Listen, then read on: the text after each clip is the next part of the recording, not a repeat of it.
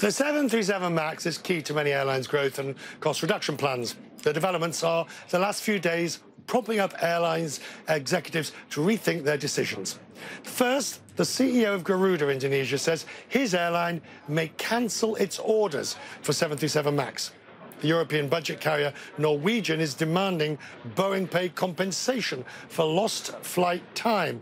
Other airlines are expected to do the same. And the Fitch Ratings agency is watching how the crisis is playing out and warning that some scenarios could result in weaker credit profiles for Boeing or its suppliers. Peter Goelz is with me. He served as managing director at the NTSB. Peter, so let's take this point by point. Boeing is obviously at the head of all of this, but the FAA certified this plane. And the FAA now has two occasions, the 787 and the 73 MAX, where their certification has been found wanting. There's no question that the spotlight is on the certification process. I expect the Congress of the United States, particularly the House of Representatives, to hold hearings on the certification process, delve into the issue of designated engineering representatives, and to look at the whole process of how these planes are fast-tracked into the air.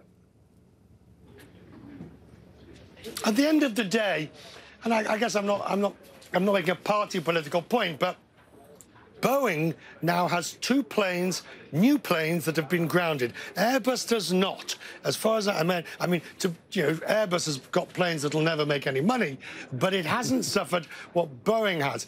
It must be embarrassing and cause Boeing to wonder what's gone wrong when the 78 and the 73 both have to go through this.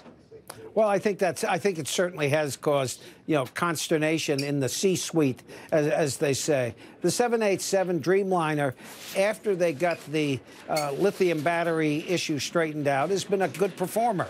It flies profitably and regularly. The 737 MAX, that is going to be a challenge for Boeing to keep those orders. They've got 5,000 of them online, and boy, they're going to have to do some fancy dancing with their future customers to keep them lined up. The airlines need the planes.